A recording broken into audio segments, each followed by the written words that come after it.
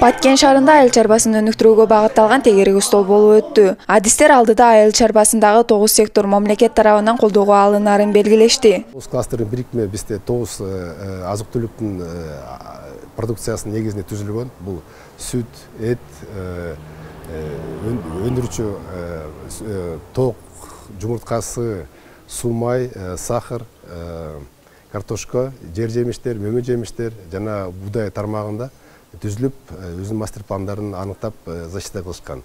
Ушунун негизинде алардын финансовый предложенияларын АРСК банк менен айыл банктарга сунушталып, бүгүнкү күндөн баштап ушу жумадан баштап каржылоо башталат аларга. Агрардык тармактын кластердик саясатын натыйжалуу ишке ашыруу максатында аймактагы элге айыл чарба чөйрөсүндөгү мамлекеттин демилгелери тууралуу маалымдоо өзгөчө мааниге ээ. Мындан улам катышуучуларга бул багытта кеңири маалыматтар берилди.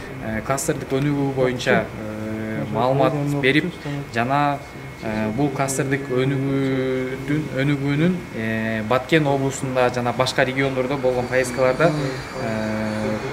элдин мындай оюн алып, оюн билип кластердик өнүгүү боюнча балким биз бир нерсени туура эмес кылып жатабызбы, балким бир нерсеси да туурааак болуп жатабы деп негизги ой максат ушул болчу. Тегерек столдун алкагында бизнес коомчулук менен биргеликте айыл чарбасын өнүктүрүү жана аны ишке ашыруу механизмдери боюнча сунуш пикирлер талкууланды. Сабира Бакирбек кызы, Бекбол Бакыт уулу, Салам медиа.